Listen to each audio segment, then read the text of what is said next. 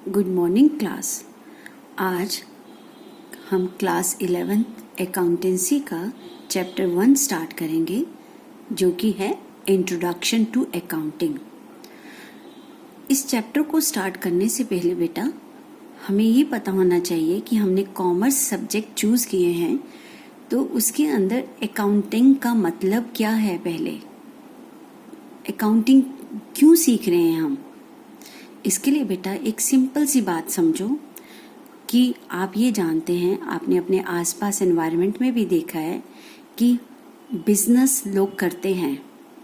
तो जो बिजनेस किया जाता है, हर इंसान की मेमोरी इतनी शार्प नहीं है कि वो अपने डेली अपने बिजनेस से रिलेटेड जितने भी लेन देन होते हैं, जितनी भी ट्रांजैक्शंस होती हैं, क्या खरीदा क्या बेचा, डेली कितने एक्सपेंसेस होते हैं, कितना पैसा आ गया, कितना देना है, इन सब चीज़ों को कैसे याद रखे एक बिजनेस के अंदर जो उसका ऑनर है।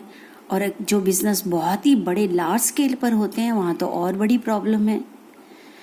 तो इस चीज़ के लिए पहले के टाइम में अगर आप देखा होगा तो पुराने टाइम के अंदर जितने भी बिजनेसमैन हुआ करते थे, या चाहे वो स्मॉल साइज बिजनेस करें चाहे वो लार्ज साइज बिजनेस करें, तो उनका एक अपना अलग ही स्टाइल होता था अपनी ट्रांजैक्शंस को रिकॉर्ड करने का, जो कि एक बही खाते के नाम से जाने जाते थे।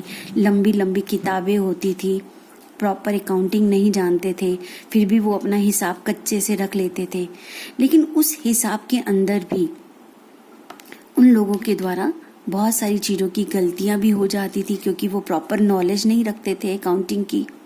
लेकिन धीरे धीरे जैसे जैसे एडवांसमेंट होता गया, तो पता चलता गया कि हम बिजनेस की ट्रांजैक्शंस को रिकॉर्ड कर सकते हैं, क्योंकि एक ह्यूमन बीइंग की मेमोरी इतनी तेज नहीं है कि वो सारी चीज़ों को याद रख सके। इसलिए बिजनेस से रिलेटेड, ध्यान दें मेरी वर्ड्स को, बिजनेस से रिलेटेड जितनी भी ट्रांजैक्शंस होती हैं, जो भी लेन देन होते हैं, उनको जो रिकॉर्ड किया जाता है, उसके लिए जो लैंग्वेज यूज़ की जाती है, जो तरीका इस्तेमाल किया जाता है, उसे ही हम अकाउंटिंग कहते हैं बेटा। ठीक है, तो बेसिकली अकाउंटिंग क्या है? अकाउंटिंग एक लैंग्वेज ऑफ बिजनेस है।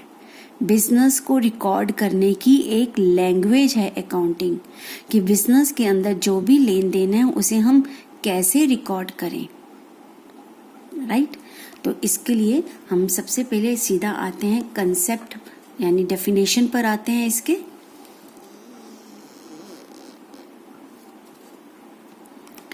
जैसे कि इस लाइन में लिखा है, accounting is a medium of communication. Accounting communicate करने का एक साधन है। अगर किसी बिजनेस के अंदर प्रॉफिट हो रहा है, लॉस हो रहा है, क्या हो रहा है क्या नहीं हो रहा, किसी को बताना है, किनको बताना है, वो सारी चीज़ें हम बाद में डिस्कस करेंगे। तो उसको बताने के लिए अकाउंटिंग ही एक ऐसा मीडियम है जिसको हम दिखाकर बता सकते हैं बिजनेस के बारे में कि बिजनेस में क्या हो रहा है। So it is called the language of business. इसीलिए अकाउंटिंग को बिजनेस की लैंग्वेज भी कहा जाता है। अब प्रॉपर एक डेफिनेशन अकाउंटिंग की आप सबको पता होनी चाहिए। अकाउंटिंग की एक प्रॉपर डेफिनेशन जो कि American institute of certified public accountants ने इशू करी है, वो क्या है? Accounting is the art of recording. पहले मैं एक सिंपली पढ़कर बताती हूँ, फिर इसको ब्रेक कर करके समझाऊंगी। Accounting is the art of recording, classifying and summarizing in a significant manner and in terms of money, transactions and events which are in part at least of a financial character and interpreting the result thereof। ये definition जैसी है आपको वैसा ही याद करनी है, समझनी है और एग्ज़ाम में आती है तो ऐसे ही पूरी लिखनी है बेटा। ये क्या चीज़ है बेटा, इसको समझाने से पहले हम एक एग्जाम्पल लेते हैं। आप स्कूल में पढ़ते हैं, स्कूल में पढ़ने के बाद आपके सपोज 5 सब्जेक्ट्स हैं, तो डेली आपका 5 सब्जेक्ट्स में क्या काम हुआ स्कूल के अंदर, आप उसको एक कॉपी है जिसका नाम है स्कूल डायरी, जिसमें क्या क्लास वर्क मिला, क्या होमवर्क मिला, वो नोट करते हैं आप स्कूल डायरी के अंदर।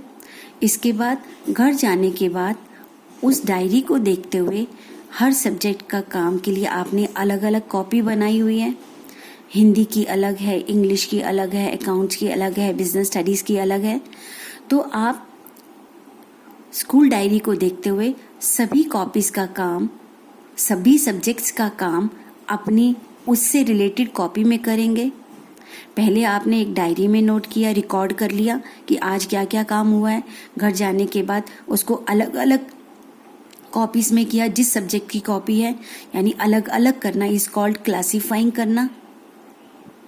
ठीक है, उसके बाद क्लासीफाइंग करने के बाद आप अब पढ़ाई कर रहे हैं। इसके बाद हमें समराइजिंग करना होता है कि एक पीरियड के बाद कितना कितना काम हो गया आपका, समरी बनाना, मंथ वाइज सिलेबस पूरा हुआ, क्वार्टरली सिलेबस पूरा हुआ। समराइजिंग करने के बाद हमें क्या करना होगा, इसका एनालिसिस करना पड़ता है आपके क्लास टेस्ट लेकर कि आपने जो पढ़ा है उसको उतना सीखा है या नहीं सीखा है, आपके रिजल्ट्स क्या हैं। तो इस तरह से हम डिवीज़न जैसे पढ़ाई में करते हैं, ऐसे ही हमारे बिजनेस के पॉइंट ऑफ व्यू से अगर हम समझें, बिजनेस के अंदर डेली रोजाना माल खरीदा भी जाता है, बेचा भी जाता है, खर्चे होते हैं, हर रोज बहुत कुछ होता है। ये जो बहुत कुछ होता है, किसी से लिया जाता है, किसी को कुछ दिया जाता है, जिसे हम लेन देन बोलते हैं और इंग्लिश में ट्रांजैक्शंस बोलते हैं। तो बिजनेस की डेली की जितनी भी ट्रांजैक्शन है, उनको जो बिजनेसमैन, अगर छोटा बिजनेस है तो मालिक खुद ही ये काम कर लेता है, लेकिन अगर बिजनेस का साइज बड़ा है तो मालिक इस काम के लिए एक अकाउंटेंट रख लेता है। वो बंदा जिसको अकाउंट्स की नॉलेज है, तो वो बंदा डेली क्या करता है, बिजनेस की जितनी भी ट्रांजैक्शंस हैं उन्हें पहले रोज के रोज रिकॉर्ड करता है। ठीक है, एक बुक में रिकॉर्ड करता है। उस बुक का नाम है, जिसमें वो डेली रिकॉर्ड करता है, डे बुक भी बोलते हैं और जर्नल बुक भी बोलते हैं उसको। उसके बाद उस बुक से जैसे उसने डेली कुछ माल खरीदा, कुछ बेचा, कुछ खर्चे किए, जब वो डेली रिकॉर्ड करता है जिस बुक से, उसके बाद वो उसको क्लासीफाई करता है। क्लासीफाई कैसे, फिर उसने उस बुक के आधार पर छोटे छोटे अकाउंट अलग से बना रखे हैं, हिसाब रखने के लिए अलग से बुक्स भी बना सकते हैं। जैसे परचेज बुक, परचेज का रिकॉर्ड, ये कहाँ से उतारा उसने, अपनी जो रोज की बुक थी, डेली बुक, उसमें हर रोज कितना कितना माल खरीदा, उसको पहले तो डे बुक में लिख लिया, जैसे क्लास वर्क में डेली डायरी में लिख लेते हैं। फिर उसके बाद घर आप अलग से उसकी एक बुक बना लेते हैं जिसका नाम है परचेज बुक, या परचेज अकाउंट बना लेते हैं जिसमें सिर्फ परचेज से रिलेटेड एंट्रीज को डालते हैं। ऐसे सेल्स से रिलेटेड, सैलरी ये देते हैं हम, सैलरी से रिलेटेड अलग अकाउंट बना लेते हैं। जैसे आप अपनी सब्जेक्ट की अलग अलग कॉपीज मेंटेन करते हैं, ऐसे ही बिजनेस के अंदर भी एक डेली सभी के लिए जो रिकॉर्ड की जाने वाली बुक है वो है डे बुक, जहाँ रोज की सारी ट्रांजैक्शंस रिकॉर्ड होती हैं। और उसके बाद उन ट्रांजैक्शंस में से सिमिलर नेचर की जो ट्रांजैक्शंस हैं वो अलग अलग रिकॉर्ड कर दी जाती हैं, अलग अलग अकाउंट के अंदर या अलग अलग बुक्स के अंदर। इसे हम कहते हैं क्लासिफिकेशन। ठीक है, क्लासिफिकेशन करने के बाद अब आप रोज ये काम करते हैं। जब ये रोज काम करते हैं अलग अलग बुक्स में, अब आप चाहेंगे कि आपके बिजनेस का रिजल्ट पता करना, कि आपका बिजनेस अच्छा चल रहा है या नहीं चल रहा है, उसके रिजल्ट निकालना। तो ऐसे में हमें क्या करना होता है, एक फिक्स पीरियड के बाद ये पीरियड ज़्यादातर 1 ईयर का होता है। जैसे आपकी पढ़ाई 1 साल 2 साल की पढ़ाई जब आप करते हैं तो वो 1 ईयर के पीरियड है, जो कब शुरू होता है 1 अप्रैल से 31 मार्च तक, जिसे आप अपनी लैंग्वेज में एकेडमिक ईयर कहते हैं। ऐसे ही बिजनेस के अंदर भी ये साल 1 अप्रैल से शुरू होकर 31 मार्च तक का होता है, जिसे हम अकाउंटिंग ईयर कहते हैं। अकाउंटिंग ईयर यानी इस ईयर के अकाउंट्स मेंटेन करना, ठीक है। और हम 31 मार्च को फिर समरी बनाते हैं, समराइजिंग करते हैं कि हमारा टोटल कितना परचेज हुआ, टोटल कितनी सेल हुई है माल की पूरे साल में, टोटल हमारे पास कितनी एसेट्स हैं, क्या क्या है, क्या देना है, क्या लेना है, इन सब चीज़ों की एक समरी बनाई जाती है, जिसे हम ट्रायल बैलेंस कहते हैं। अभी आप सब चीज़ें धीरे धीरे सीखोगे, ठीक है। तो बिजनेस के अंदर सबसे पहले आप डेली हर ट्रांजैक्शन को रिकॉर्ड करते हैं, फिर साथ के साथ उसका क्लासिफिकेशन कर देते हैं। क्लासिफाइंग करने के बाद एक पीरियड के बाद, mostly it is 1 year, end of the year, कई कंपनीज या बिजनेस 6 मंथ्स में भी बनाती हैं बीच बीच में चेक करने के लिए। नॉर्मली जो फाइनली बनता है वो end of the year summary बनती है, और उस समरी के बेस पर बिजनेस के अंदर हम अपने रिजल्ट्स निकालते हैं। रिजल्ट्स कैसे निकालते हैं, इसके लिए हमें कुछ अकाउंट्स बनाने पड़ते हैं, जिन्हें हम फाइनल अकाउंट्स कहते हैं। और इन फाइनल अकाउंट्स के बेस पर हम लोग बिजनेस के रिजल्ट्स निकालते हैं कि बिजनेस में प्रॉफिट हुआ या लॉस हुआ। एक fix period, end of the period, हम इसका रिजल्ट निकालते हैं, ठीक है। लेकिन इसके साथ एक चीज़ और याद रखनी है बेटा आपको, कि बिजनेस के अंदर जितने भी रोज की ट्रांजैक्शंस होती हैं, हम केवल उन्हीं ट्रांजैक्शंस को रिकॉर्ड कर सकते हैं जो मनी में मेज़र की जा सकती हैं।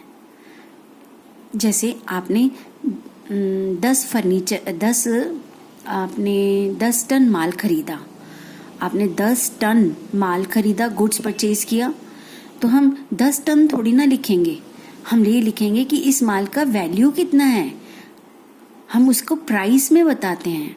और जिस ट्रांजैक्शन को मनी में कन्वर्ट नहीं कर सकते, बिजनेस में उन ट्रांजैक्शंस को रिकॉर्ड ही नहीं किया जा सकता है। ये एक मेन इम्पॉर्टेंट चीज जो आपको याद रखनी है। अब जो मैंने समझाया है उसी के बेसिस पे हम इस डेफिनेशन को याद करते हैं। Accounting is the art. Accounting एक कला है। कला का मतलब क्या है? एक टैक्ट है, एक लैंग्वेज है जिसे सीखते हैं।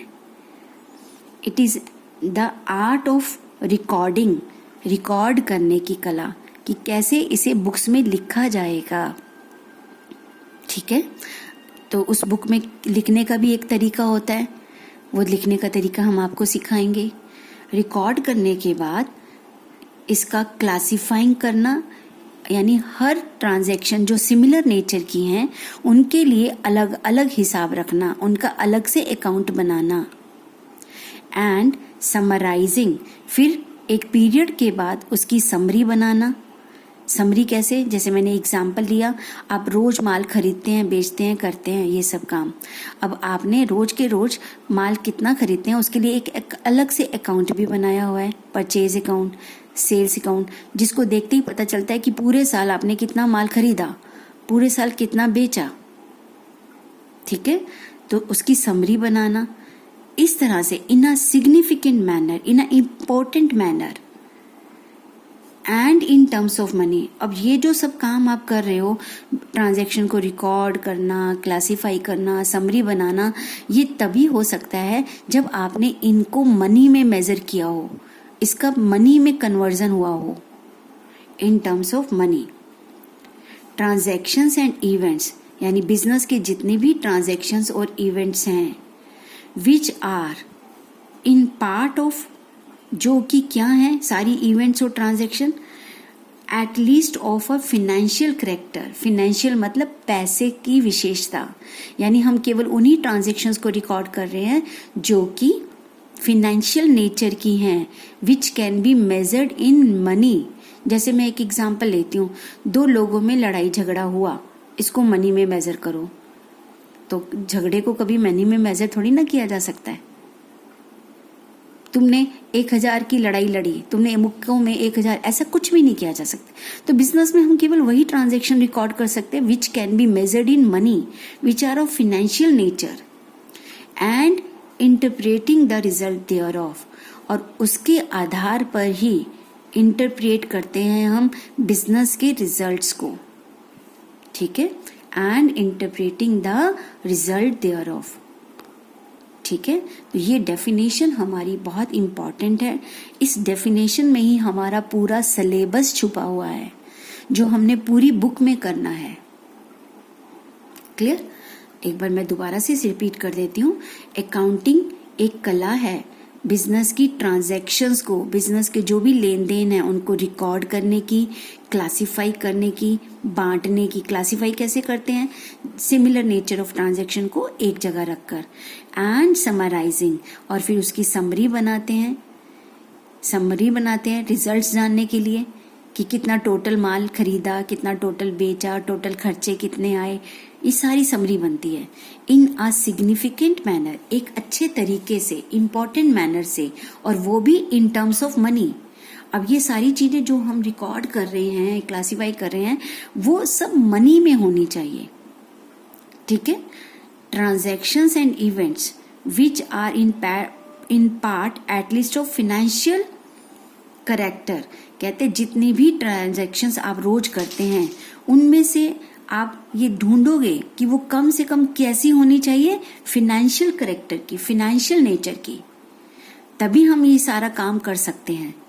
और उसके बाद उसके बेस पर एंड ये सब जब कम कर लेंगे, and interpreting the result thereof, फिर उसके आधार पर ही बिजनेस का रिजल्ट निकलेगा कि प्रॉफिट हो रहा है या लॉस हो रहा है।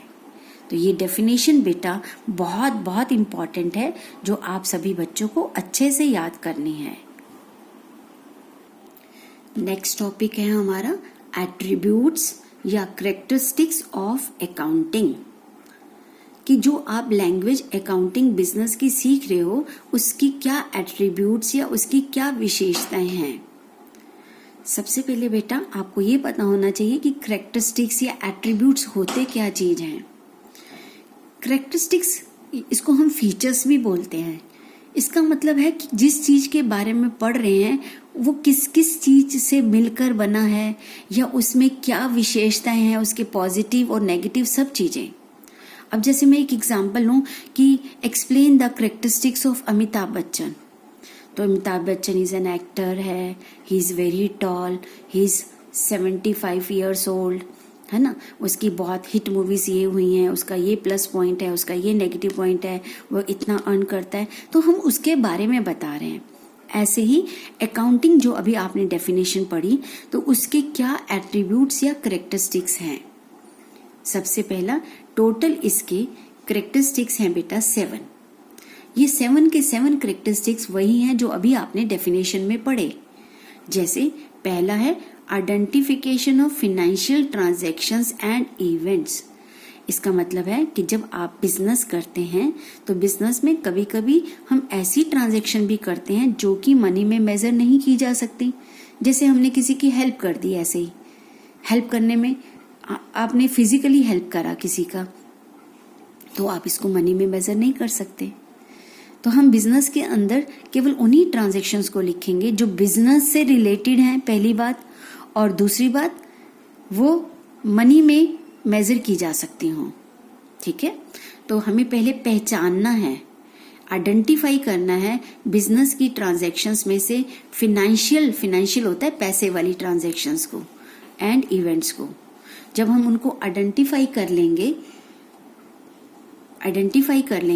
फिर आइडेंटिफाई करने के बाद सेकेंड स्टेप आता है मेजरिंग द आइडेंटिफाइड ट्रांजैक्शंस, यानी जो आपने पहले स्टेप्स में उन लेन देनों को आइडेंटिफाई करा, पहचाना, अब उसको मनी में मेजर करो कि मनी की उस ट्रांजैक्शन की मनी वैल्यू क्या है।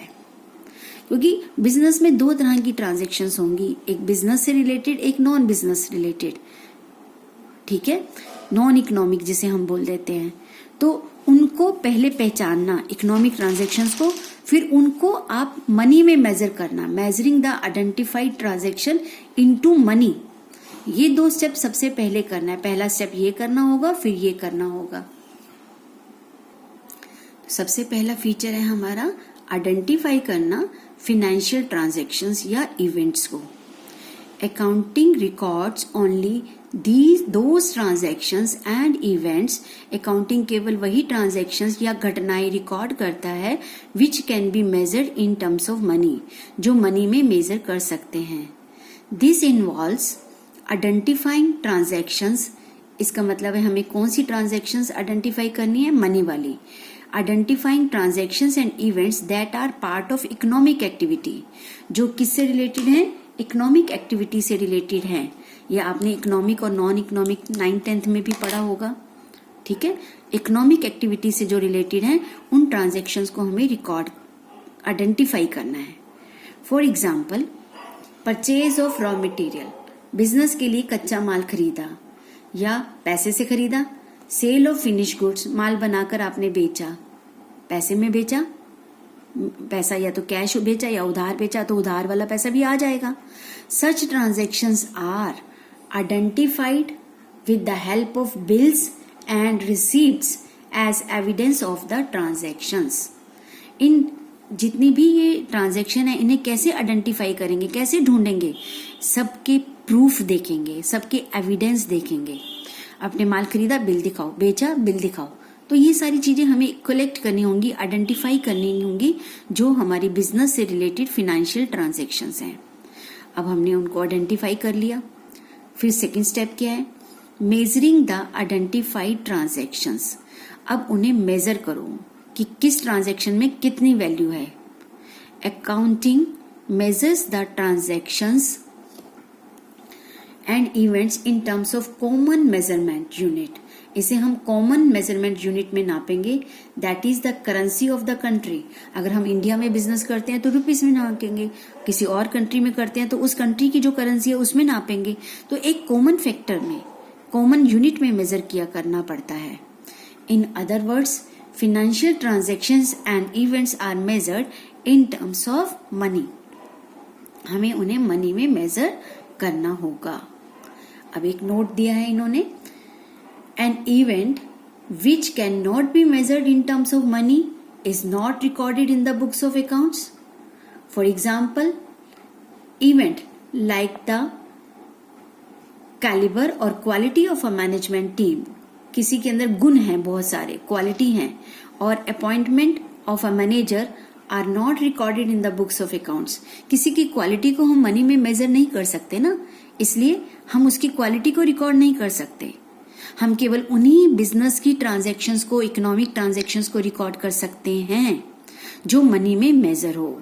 तो यही 2 फीचर हमारे इनसे रिलेटेड हैं।